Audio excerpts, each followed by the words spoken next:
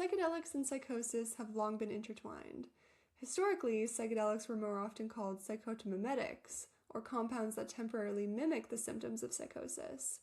For example, the English psychiatrist Humphrey Osmond famously conducted research in Saskatchewan on LSD as an experimental tool to model psychosis.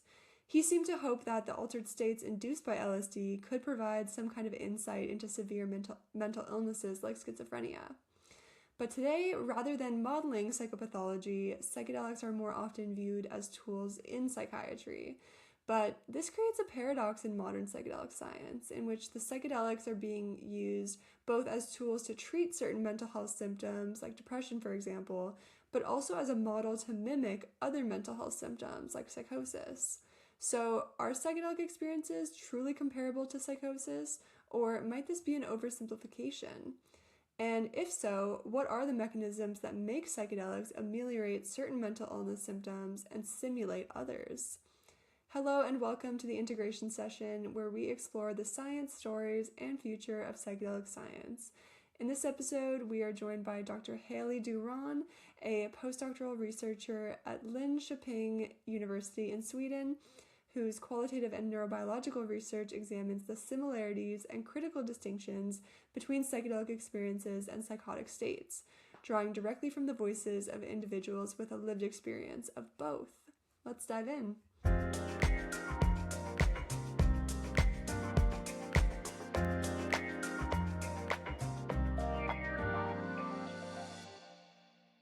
Hello, Haley, and welcome to the Integration Session podcast. It's great to have you here.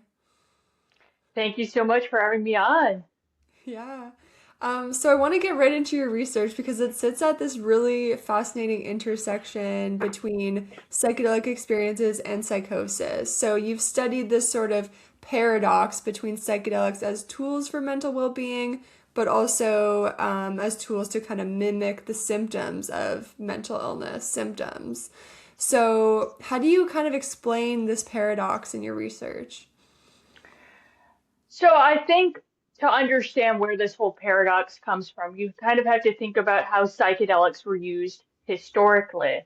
In the 1950s, prior to people beginning to use them therapeutically, a lot of the main scientific interest actually came from these supposedly being models of mental illness, with people like Humphrey Osmond kind of going about with supposing that people were having basically a metabolic like defect that was causing a psychedelic like substance to build up and develop.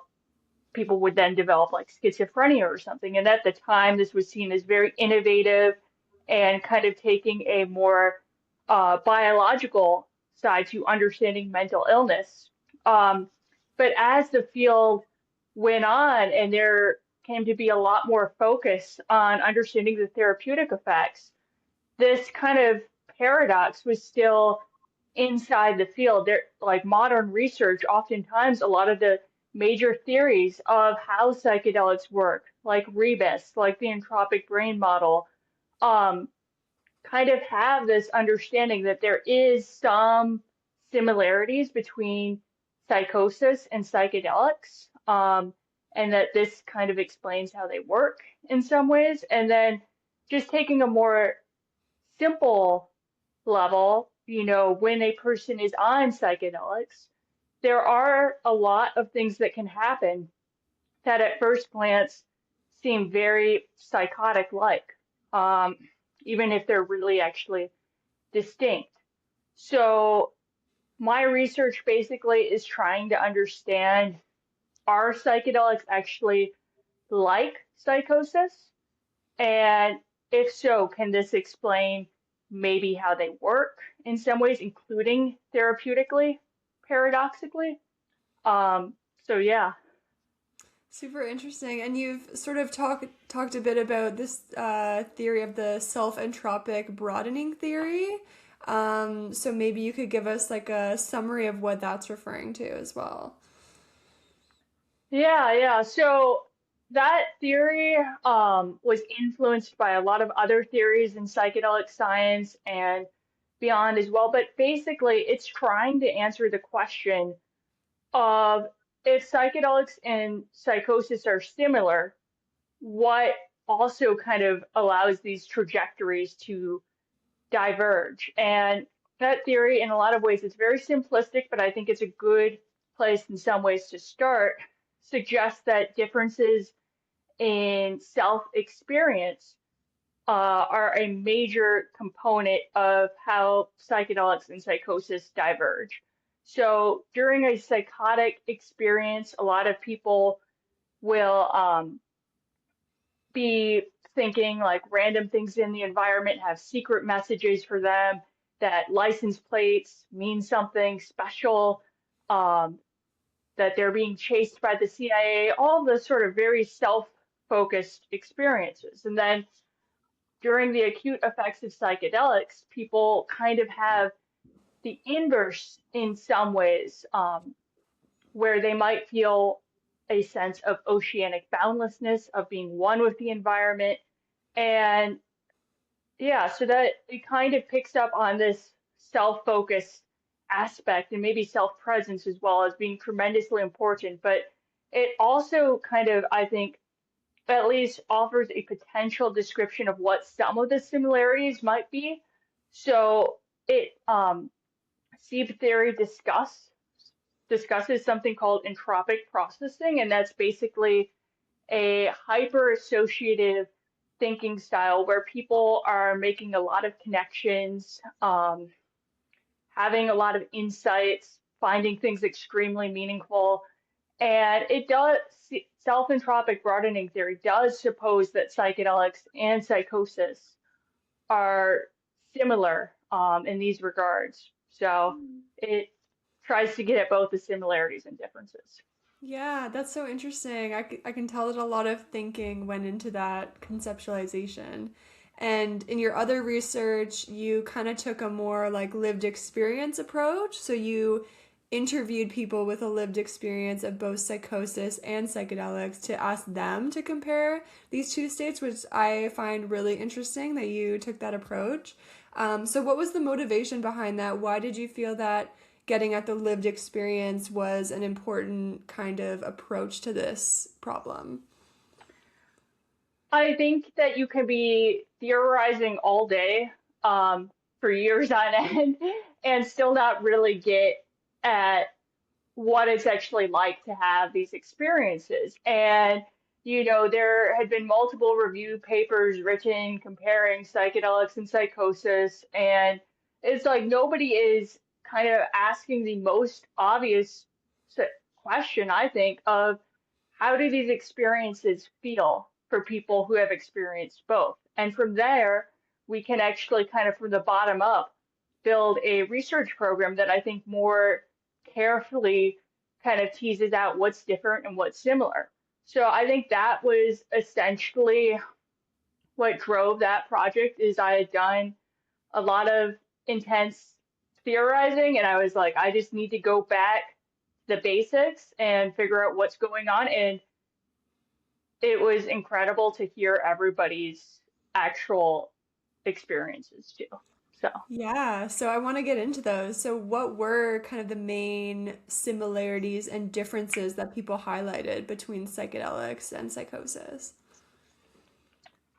yeah, so first I want to describe my sample a little bit because I Mhm. think these people in a lot of ways, they're not necessarily the normal person who's had an experience with psychosis. These people, I found them on subforums of Reddit that are like focused on drugs.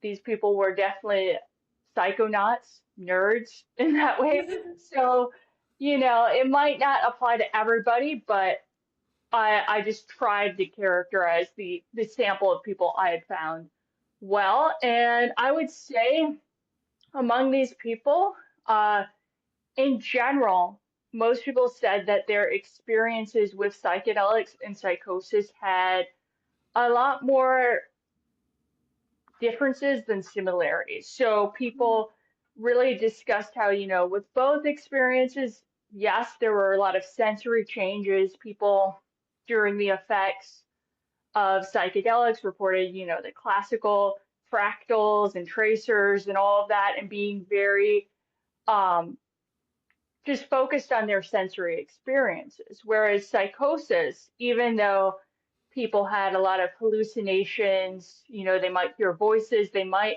also get visual distortions or hallucinations of seeing like shadowy figures and things like that, that it felt very different to them because when you're having these sensory effects, when you're psychotic, you see it as part of a larger framework that is kind of building a delusional narrative, if you will. And people oftentimes didn't have a lot of insight into their hallucinations not being real during psychosis, whereas during the effects of psychedelics, people were quite aware that they had taken a drug and that the sensory effects were temporary. So that's one large thing that stood out. But there were a lot of other differences and similarities as well. Yeah, one that I want to talk about a bit more is this idea of the affectivity complex, or there's sort of like a more emotional component to the psychedelic experiences, which I thought was really interesting. And do you think that might be a reason why the psychedelic experience might have a more therapeutic outcome compared to a psychotic one? Yeah, so this was interesting, and I did not expect this to be a primary difference at all going into the study. So during psychedelics, people would sometimes say that they felt a lot of different emotions, and they weren't always positive emotions, but they would feel them with a tremendous amount of depth and kind of have oftentimes a cathartic sort of experience through that, and that they would be able to kind of cycle through a wide variety of emotions throughout the course of their trip. In psychosis, it really varied the sorts of emotions people would have. I think there's a misconception that psychosis is always really scary and negative, and for a lot of people it is, but people can also have a lot of euphoria and positive emotions as well. But for people, most people, they describe their psychosis as being kind of one note. So they would just have like very strong euphoria or very strong fear for extended periods of times. It wasn't quite as emotionally complex. That's really interesting. And another aspect was like the meaning making. So the fact that maybe psychedelics have more of that spiritual or mystical aspect. Did you find that as well? So what was interesting about my sample is most people really didn't focus a ton on having very spiritual experiences. Some people Hmm. did, but um, a lot of people did focus on how they experienced meaning during the effects of psychedelics. They were oftentimes just in tremendous amounts of awe over everyday things like flowers, sunsets, things like that. Um, and so it was a more like sort of sensory focused meaning enhancement, whereas psychosis, for most people, it was like random things would get meaning and they would attach to some elaborate narrative, like thinking that the CIA was out to get them or that they were a messiah or something like that. And people, when they experienced these increases in meaning, they felt that they absolutely had to mean something significant and that they kind of had to follow up with them. So, quite a different experience of meaning making, even though both um, were heightened, both had a heightened sense of meaning. Hmm. Yeah, and this is kind of getting at the idea of psychedelics as psychotomimetics. Like, are they actually mimicking the symptoms of psychosis and where do they differ? And you asked participants this, so you asked them what substances produce experiences that are most similar to their psychosis. So, could you explain a bit about what they said and why that might be surprising to people in the field? Yeah, so just a reminder, these people had done a lot of different drugs. Mm-hmm. So not just psychedelics. So I felt like this was a really relevant question to ask this group of people. And historically, there's been talk of stimulants being psychotomimetics, of dissociative anesthetics like ketamine, modeling psychosis. Uh, but what people actually said most often was cannabis produced the experiences that were most similar to their psychotic episodes. And at first, this might seem really surprising to people because a lot of people almost think of cannabis as like a non drug or not that strong of a drug. It's something that people just do to kind of wind down or to socialize. But among people who are predisposed to psychosis, it seems to be quite risky. And there's a good bit of literature that links heavy amounts of cannabis use, particularly high potency with THC, use to developing psychosis and worsening of symptoms. So I think even though these results at first glance were a little bit surprising, it does fit with the literature that's already out there suggesting that cannabis can be really symptom provoking for people who are predisposed. Mm-hmm. Yeah, and that kind of ties in well with where I wanted to go next in terms of the safety. So obviously, a lot of psychedelic trials will exclude people with at-risk factors for psychosis. So in some of your other cross-sectional and qualitative work on psychedelic use, did you find any associations between increasing symptoms after psychedelics, and how should people sort of interpret that in terms of safety?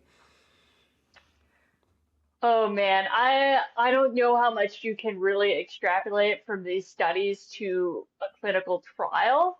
So Mm-hmm. it's kind of like a two-part question, but Mm-hmm. um, I guess I'll start with the survey studies. So one of the other studies I did was a cross-sectional survey study that looked at people who both had a family history and a personal history of psychosis, and whether or not using psychedelics, I looked at lifetime, the number of lifetime uses was associated with more psychotic symptoms. And actually, what we found was that people who used psychedelics more had with a history of psychosis, had a reduction in hallucination symptoms. That might be wrong. I don't know if it will replicate, but it's what we found in our sample. Um, and it does kind of fit with another uh, qualitative paper that we had out from the same sample I was talking about earlier, where people did report insight into their psychotic hallucinations being hallucinations. Um, so maybe there is something going on with sensory integration where people suddenly have insight, but I think that's a something that needs to be explored a lot more. And I I don't know how much these findings apply to everyone with psychotic disorders. These people are likely outliers in a lot of regards, just due to how I had to go about finding people to complete these surveys and to participate in interviews and whatnot. But it at least suggests that there are some people out there who do psychedelics who have a history of psychotic disorders and don't seem to be tremendously harmed, but there are likely exceptions to that as well.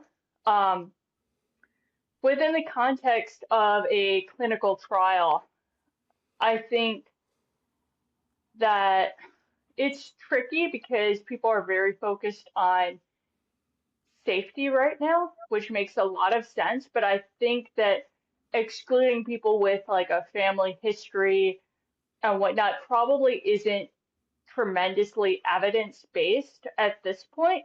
But it's something that people will slowly need to kind of interrogate with more studies, um, just figuring out like what are the steps that we can do to eventually figure out is this exclusion criteria actually needed? Because it's also possible that people with a personal or family history of psychosis could benefit from these substances in the correct context. People with psychotic disorders have higher rates of substance use disorders, and psychedelics do seem to show some promise for that. So, yeah, it's complicated. Yeah, it's sort of like balancing the safety and the motivation to have a sample for your clinical trial that doesn't experience adverse events with like the real world, like, will this generalize? And the point is that we want to make interventions that are helpful to as many people as possible.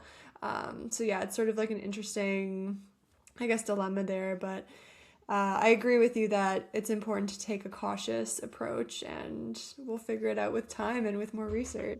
So, I want to talk more about the mechanisms underlying these similarities and differences. So, what sort of neurobiological or psychological mechanisms do you think explain this sort of overlap between psychedelic experiences and psychosis? And then which ones might be responsible for those differences that we saw in the subjective reports? Okay, so I'm gonna try not to get too much into this study because it's still under review, but there was another project I did that kind of created machine learning classifiers of people who were either on LSD or on a placebo, and then either in first episode psychosis or a healthy control. And basically, I applied those classifiers to the alternative like data set. And basically, there were very select overlaps in sort of sensory processing networks, let's just say. But it was also very clear that there were some pretty strong differences between psychosis and psychedelics, with LSD having a tremendous amount more just differences in connectivity across the whole brain. I would say it's probably the most succinct way to answer that. And then psychosis, there's a lot of variability. People who are diagnosed schizophrenia might have like just very different brain states. So I think that's one thing to keep in mind. Um, but there's also been some work looking at like thalamic gating, um, that could explain some of the sensory overlap potentially, but it's tricky because I look at the results in the qualitative study and people generally didn't describe it as being that similar sensory wise. So, and there's also the finding with reduced hallucinations too. So I'm not sure um, if that is like a relevant overlap or not. But I think one area that needs to be looked at a lot more is meaning attribution. People suddenly finding uh, insights they have under the effects of psychedelics profoundly true, maybe having false insights and taking those beliefs as facts. That can happen as well. My psychosis participants didn't really talk about that, but it's something that I think can happen when people do psychedelics in general that could cause a lot of issues for them. I think people can kind of have hyper associative thought processes during the effects of psychedelics and come up with those false insights. And, I think when people talk about somebody kind of frying their brain with psychedelics, it might be kind of getting at that. And maybe that has some similarities with psychotic disorders, or maybe it's different. Maybe we shouldn't even be making that comparison. But I think understanding how people develop sort of weird ideas under like due to psychedelic use, I think is something that needs to be interrogated more. And kind of investigated for how similar it might be to psychosis. Yeah, and kind of putting together these like neurobiology and lived experience and study design pieces. Why is this an important thing to uncover in terms of the psychotomimetic effects of psychedelics? And is that even a helpful like term anymore? Or should we be moving away from that? I know we kind of already have because we call them psychedelics now and not psychotomimetics. But just kind of extrapolating, what is your view on like the utility of this question? I think people want to compare extreme states to other extreme states. I think that kind of helps us make sense of them. And I think through that comparison, even if we're finding a lot more differences than similarities, that it's still meaningful. We can still gain a lot of knowledge from the psychosis field, which has been going on with a lot more like research being published all the time for years and years, compared to psychedelics, which really as a field has only been taking off like the last 20 years or so, I would say, with modern methods. I think that comparing psychedelics to like meditation would also be helpful. I think there's probably a lot of differences and similarities there as well. I think through this mapping out of sort of extreme states, you probably will get a better idea of the mechanisms of the mind and brain. So even if we're not finding drugs that are truly mimicking psychotic disorders, I think we'll get a better idea of the underlying architecture of the mind, basically. Yeah, great point. And I think when we talk about comparing extreme states, it might be a good time to mention your podcast. You want to say a little bit about it, what you're doing there? Yeah. So I have a podcast called Further, and it's basically exploring extreme experiences of all sorts. So I will have people who are researching meditation come on. I will have psychedelic researchers on. Um, I will have people who have just had very sort of profound experiences or interesting ideas on. I'm really just trying to, you know, take people into the extreme, I suppose. Yeah, I highly, I don't know, it's a lot of fun to record, so hopefully it's a lot of fun to listen to. So I recommend that people check it out. Yeah, totally. Have you noticed, like, what have you noticed doing these podcast episodes about people's extreme experiences? Like, what is kind of similar about either the people that are doing these experiences or the experiences themselves? Have you found anything interesting there? Um, so one thing it's definitely made me think about more is if meditation, if we can learn a lot from looking at like meditation and what can go wrong there, with what can go wrong with psychedelics. I think there's some similarities there.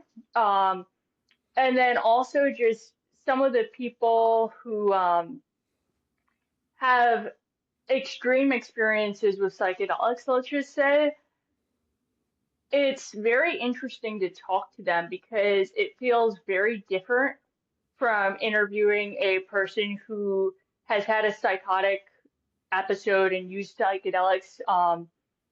These people are functional in their lives and whatnot, yet they believe things that are unusual. And it's interesting to see. And I'm definitely like in the process of trying to figure out how this all fits together. Yeah, it's a work in progress, but it's really Yeah, fun. 'cause I feel like you could kind of link this with your postdoc research, which is kind of interesting and rare. Yeah. I mean, that's the idea. Yeah. So the podcast is a playground for research ideas. Yeah, I love that. Yeah. Okay, so yeah, this is really fun. I think we're at the last question now, and that's just what are you doing next? What are you interested in doing in terms of the psychosis, psychedelic space? Any upcoming studies happening? So I am in the process of getting a study together that will be looking at some cognitive changes that happen after people participate in psychedelic retreats compared to meditation retreats. Um, because I do think there's some similarities that could be found there. And there hasn't been enough cognitive work done yet, I think, in the psychedelic space. And I really like trying to approach a question from as many disciplines as possible, for Mm-hmm. better or worse. um, and then I'm doing another comparative psychotomimetic ketamine versus psychosis imaging project. So, Very cool. So about if ketamine is similar to psychosis? yes, yes, Interesting. Yeah. yeah. Very cool. Well, it sounds like a lot of interesting stuff. I'll have to have you on again to discuss those findings. But yeah, thanks again and really appreciate you joining us. Yeah, it was great. Thank you.